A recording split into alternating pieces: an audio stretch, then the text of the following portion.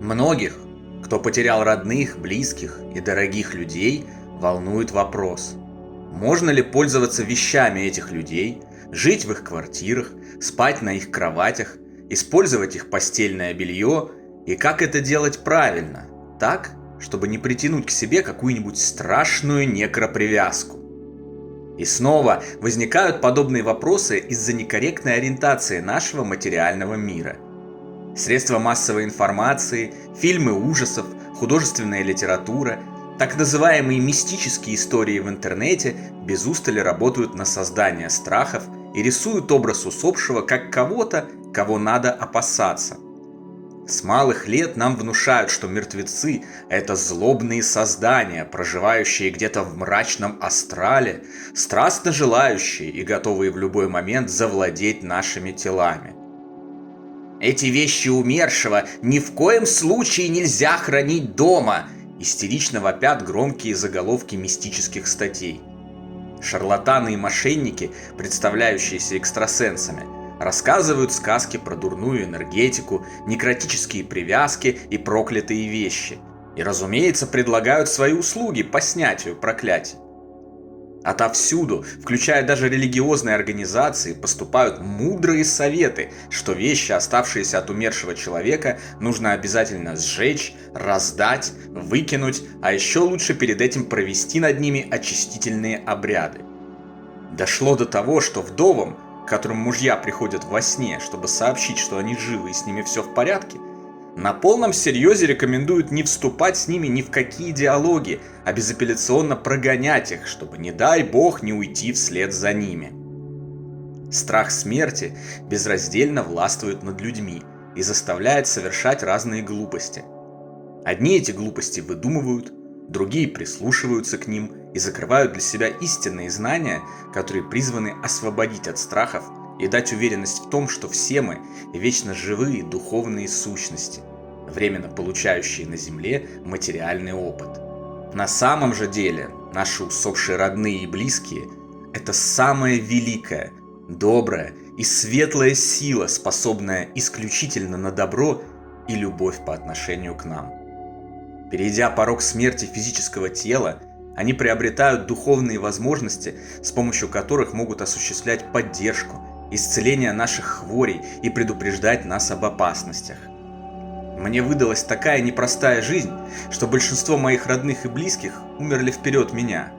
И я могу с абсолютной уверенностью утверждать: никаких злобных мертвецов, которых нужно опасаться, не существует.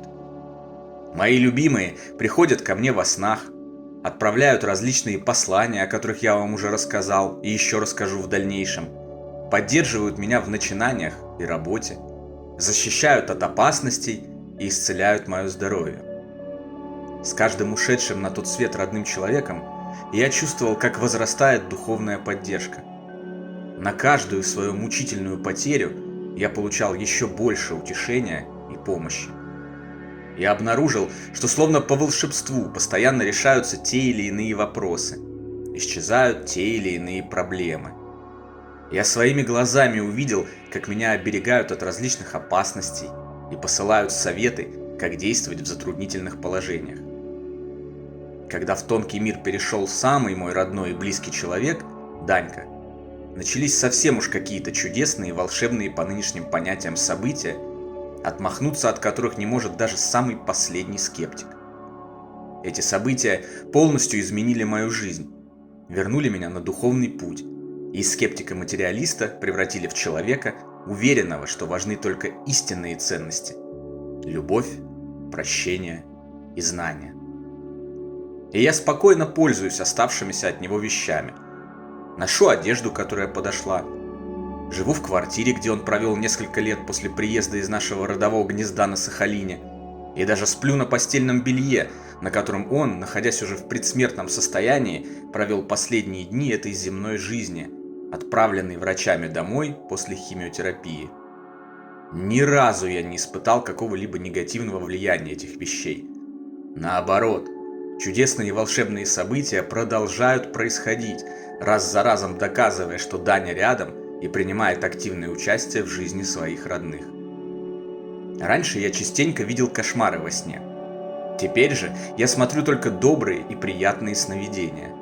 Кошмары перестали сниться от слова «совсем». Добрая энергетика безусловной любви, принятия и поддержки ощущается всеми фибрами души. В 2013 году, на 92-м году физической жизни, умерла моя золотая бабуля Татьяна Васильевна Ткач. Блокадница, героиня Великой Отечественной войны и просто очень хороший, добрый и светлый человек, давший мне правильное воспитание и личным примером показавший, что должны значить для нас настоящая любовь и семья. Через 2 месяца после ее ухода я сильно заболел. У меня стали развиваться приступы непонятного происхождения в голове, от которых отнималась правая половина тела, пропадала речь и приходила невероятная по силе головная боль. Однажды такой приступ застал меня в дороге. Мне было невероятно плохо.